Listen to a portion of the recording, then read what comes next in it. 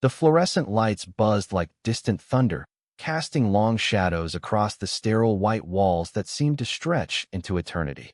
Eleanor Hayes, frail and forgotten at 87, clutched the thin blanket over her lap, her eyes fixed on the void where footsteps should have echoed.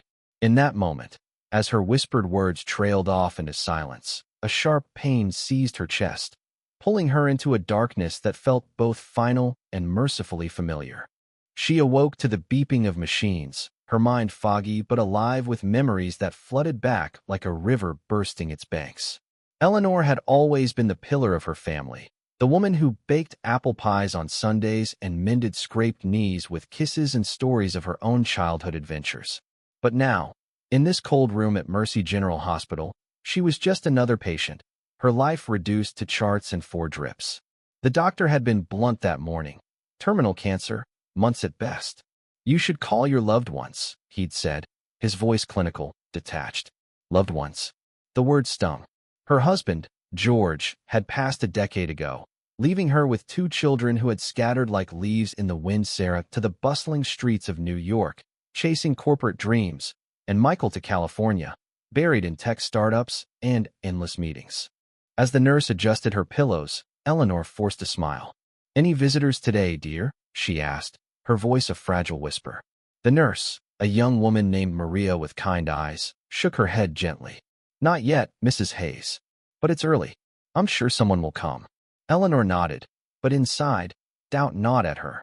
Sarah's last call had been rushed, filled with excuses about deadlines and flights. Michael hadn't visited in years, his promises fading like old photographs. She stared at the empty hallway again, willing a familiar face to appear, but only the occasional cart wheeled by, pushed by faceless staff. Memories pulled her under once more. She remembered the day Sarah was born, a tiny bundle of joy in her arms, George's face beaming with pride. They had built a home in a quiet suburb, filled with laughter and the scent of fresh laundry. Eleanor had sacrificed her own dream-budding career as a teacher to raise her children, pouring every ounce of love into them. "Family is everything," she'd tell them, quoting her own mother. But as the years passed, the world changed. Sarah married a man who traveled constantly, their lives a whirlwind of ambition. Michael, brilliant but distant, had buried himself in work after a failed marriage, rarely calling home. That afternoon, as rain pattered against the window, Eleanor decided to write letters. Her hands trembled as she gripped the pen, the paper crinkling under her fingers. To Sarah, "My dear girl, I remember the way you used to dance in the kitchen, your laughter filling the house. Life moves fast, but don't let it steal the moments that matter." To Michael, "Son, you were always my dreamer. Remember the stars we watched together? Come back to me before it's too late." She sealed them with tears, handing them to Maria. "If they come," she said, "give these to them." The evening brought a flicker of hope. A knock at the door made her heart leap. But it was only Dr. Patel, checking vitals. "How are we feeling?" he asked. "Lonely," she admitted, her voice cracking. He paused, his professional mask slipping. "Hospitals can be that way. But you're strong, Mrs. Hayes." Strong? She didn't feel it. As night fell, she whispered prayers into the darkness, begging for one last chance to hold her children, to tell them she loved them despite the distance. The next morning dawned gray and heavy. Eleanor's condition worsened. The pain meds dulled the edges but couldn't erase the ache in her soul. Maria entered with breakfast, her face brighter. "You have a visitor today," she announced. Eleanor's breath caught. Was it Sarah? Michael? But the figure who stepped in was unfamiliar, a middle-aged man with salt and pepper hair and eyes that mirrored her own. "Grandma," he said softly. It took a moment for recognition to dawn. This was Alex, Michael's son from his brief marriage, the grandson she'd only seen in photos, the one who'd vanished after the divorce. Alex approached hesitantly, pulling up a chair. "Dad doesn't know I'm here. I found out about you from an old letter he kept." Eleanor's eyes widened. A twist in her fading story, a grandchild she barely knew, appearing like a ghost from the past. "Why now?" she asked, her voice laced with emotion.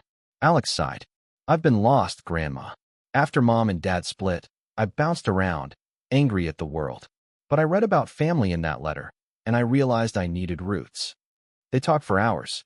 Alex shared stories of his travels, his regrets, the void left by absent parents. Eleanor listened, her heart swelling with a mix of joy and sorrow. Here was a piece of her legacy, unexpected and raw. "You're just like your father," she said, touching his hand. "Dreamers, both of you."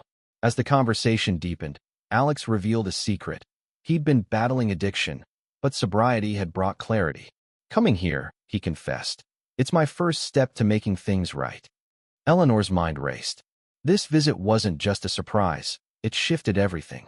Where she had seen only abandonment, now there was redemption. Alex's presence highlighted the ripples of her family's fractures, but also the possibility of healing. "Tell me about your dreams," she urged, and he did, his voice gaining strength. For the first time in weeks, laughter echoed in the room, soft, tentative, but real. As the sun set, Alex promised to return. "And I'll call Dad," he said. Eleanor nodded, hope flickering anew. But as he left, the hallway empty once more, she whispered to herself, completing the sentence she'd left hanging. "Tell them I'm waiting. Waiting for forgiveness, for connection, for the love that had always been there, buried under life's debris." That night, dreams carried her back to happier times. Picnics in the park, George's warm embrace, children's giggles. She awoke with renewed determination.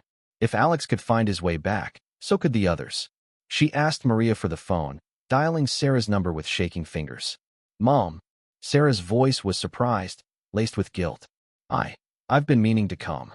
"Come now," Eleanor said simply. "I need you." The line went silent. Then, "I'm booking a flight." Tears streamed down Eleanor's face. The twist of Alex's arrival had cracked open the door, allowing light into her dim world. Days blurred into a rhythm of visits and revelations. Alex returned daily, bringing flowers and stories that bridged the gaps. One afternoon, he surprised her with an old photo album he'd found in Michael's attic. Flipping through pages, Eleanor relived moments long forgotten. Birthdays, holidays, the glue that held them together. Then came the unexpected, a nurse's aide, an elderly woman named Rosa, who overheard their conversations and shared her own tale. Rosa had lost her family in a war decades ago, finding solace in caring for others. "You're lucky," she told Eleanor. "Even in pain, you have people who can return." This auxiliary character, with her quiet wisdom, added layers to Eleanor's emotions, reminding her of the universal human struggle for connection. As Eleanor's health declined, the family began to converge. Michael arrived next, prompted by Alex's call. His face was etched with regret as he embraced his mother. "I'm sorry, Mom. I got lost in the chase." Eleanor held him tight. "We're all lost sometimes. But we're found now." The room filled with voices, laughter mingling with tears. Sarah landed that evening, rushing in with arms full of apologies and love. For the first time in years, the Hayes family was whole, gathered around Eleanor's bed. They shared stories, mended wounds, and promised a future of closeness. In the quiet moments, Eleanor reflected on life's fragility. The hospital hallway, once a symbol of isolation, now buzzed with life. Her whisper had become a call to action, drawing them back. But as the days passed, her strength waned. One evening, surrounded by her loved ones, she closed her eyes, a peaceful smile on her lips. The values she had instilled, love, forgiveness, family, lived on in them. The reunion brought a warmth to Eleanor's room that chased away the clinical chill, but beneath the surface, old tensions simmered like embers waiting for a spark. Michael and Sarah, siblings estranged by years of unspoken resentments, exchanged polite smiles that didn't reach their eyes. Alex, the unexpected bridge, noticed the strain and pulled his father aside. "Dad, talk to her. Grandma deserves peace." Michael nodded, but his heart was heavy. He remembered the arguments after their father's death, Sarah accusing him of abandoning the family for his career, while he blamed her for being too self-absorbed. Now, with Eleanor watching weakly from her bed, he approached his sister. "Sarah, I'm sorry for not being there. Life pulled us apart." She wiped a tear. "Me too, Mike. We let Mom down." Their embrace was tentative at first, then fierce, releasing years of pent-up emotion. Eleanor watched, her eyes shining. This mending was her greatest wish. As the family settled into a routine of visits, Eleanor shared more stories from her past, weaving tales of resilience that inspired them all.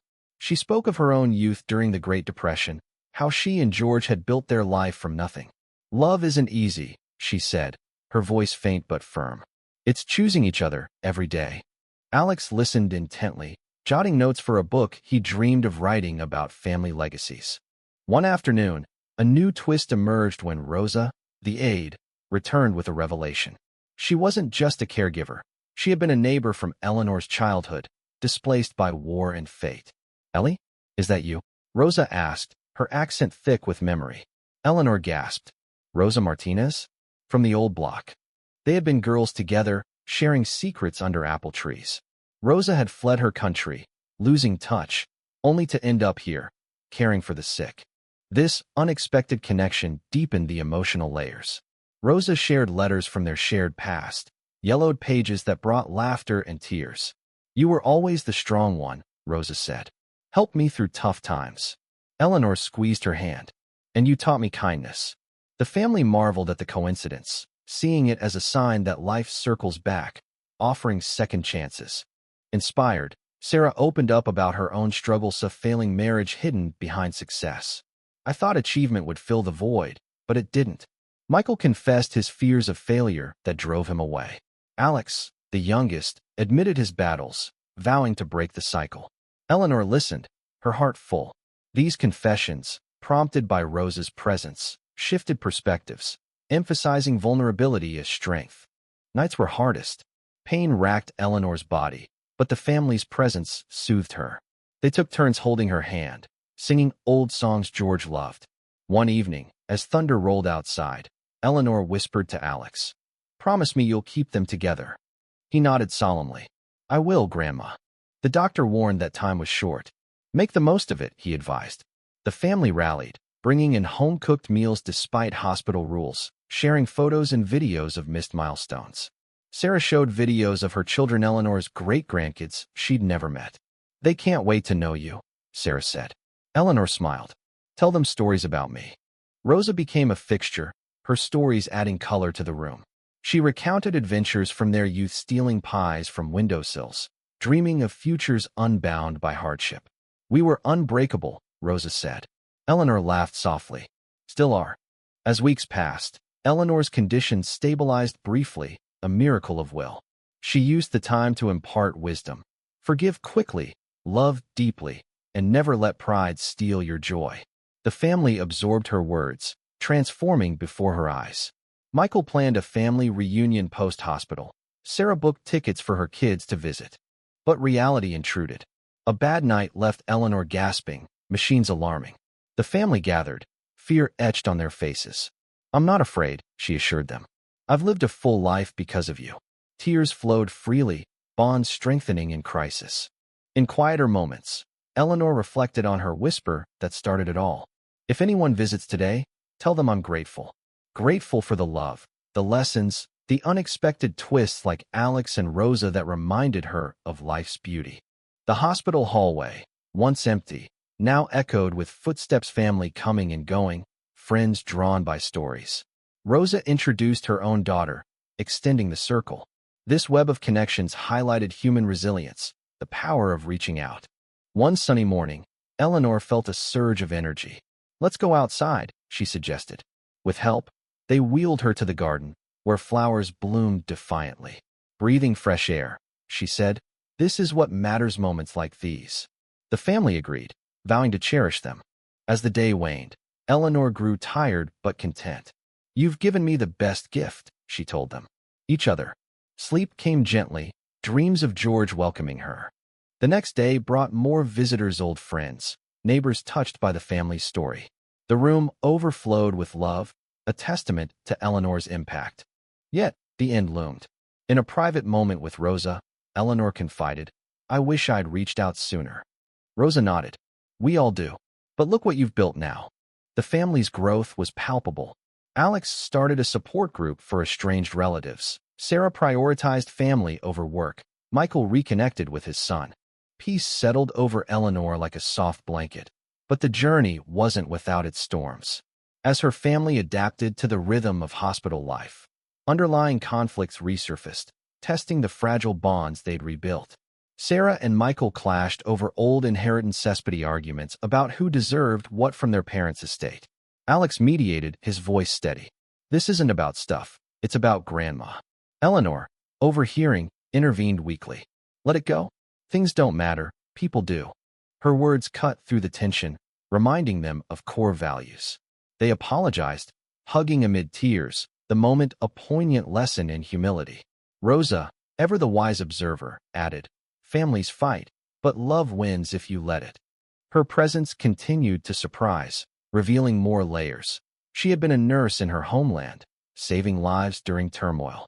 I lost everything, she shared, but found purpose here. This auxiliary twist Rosa's heroic past shifted perspectives again, inspiring the family to volunteer at the hospital. Alex organized shifts, turning grief into action. Grandma taught us to give back, he said.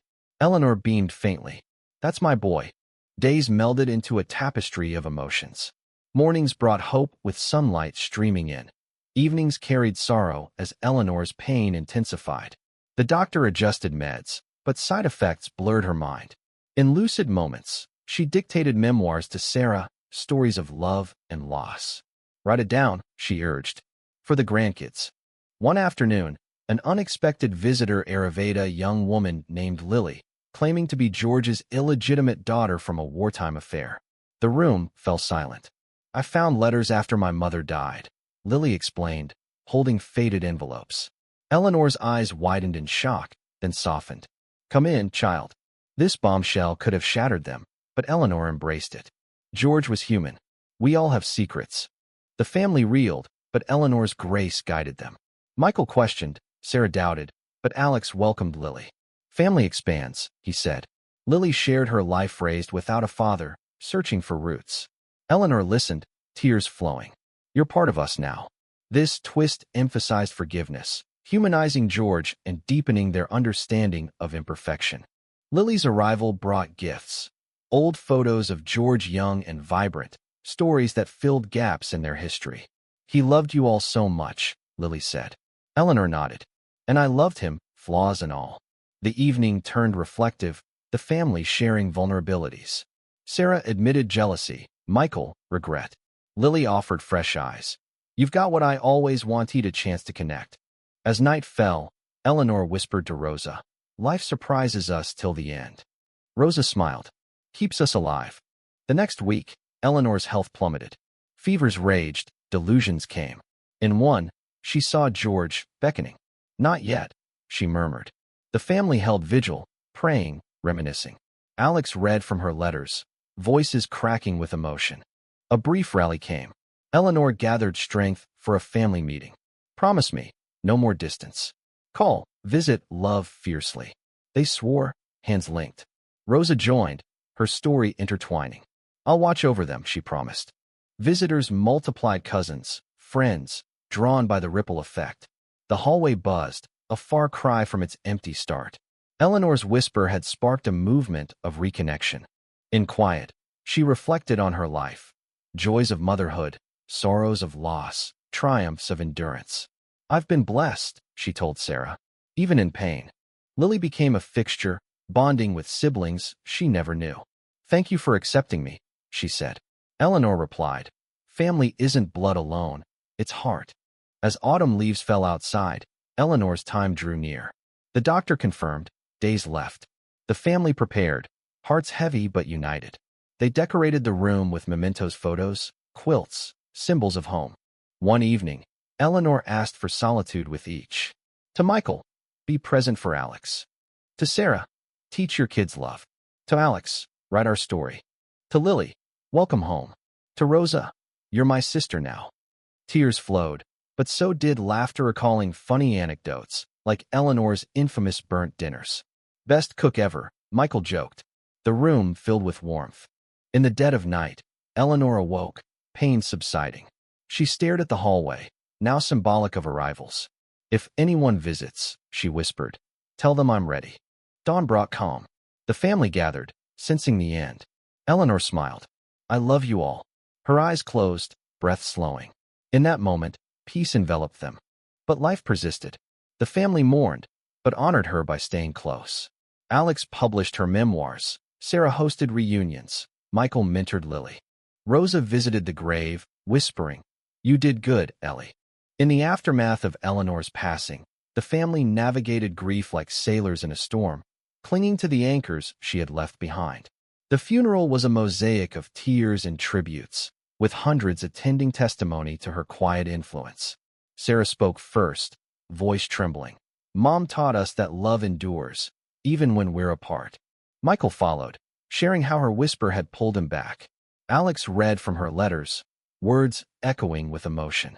Lily, the newest member, added, "She gave me a family I never knew." Rosa closed with a prayer in her native tongue, a poignant reminder of enduring friendships.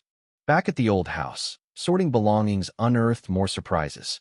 In a dusty attic box, they found George's war journals, revealing his affair with Lily's mother not as betrayal, but a fleeting comfort in chaos. He regretted it. The entries read, "Eleanor is my heart." This deepened their forgiveness, humanizing their father. Mom knew, Sarah realized, and she loved anyway. The twist continued when a lawyer arrived with Eleanor's will. She had left the house to all, with a stipulation: use it for family gatherings. No selling, it read. Build memories. They laughed through tears, planning the first reunion. Rosa offered to help maintain it, her bond unbreakable. Grief waves hit differently. Sarah threw herself into work, then broke down, calling Michael for support. "I miss her," she sobbed. He flew in, their sibling bond stronger. Alex channeled pain into writing, his book, Whispers in the Hallway, becoming a bestseller, touching lives with themes of reconciliation. Lily integrated slowly, sharing holidays, learning traditions. "This is what I dreamed of," she said. The family expanded, inviting Rosa's kin, creating a diverse tapestry. Years passed, but Eleanor's values persisted. At a great-grandchild's birth, Sarah whispered her name, Eleanor, to carry on the strength. Michael mentored young entrepreneurs, emphasizing balance.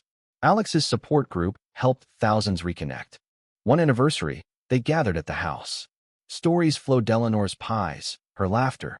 Rosa, now family matriarch, shared. She whispered hope into the world. The hallway metaphor lived on.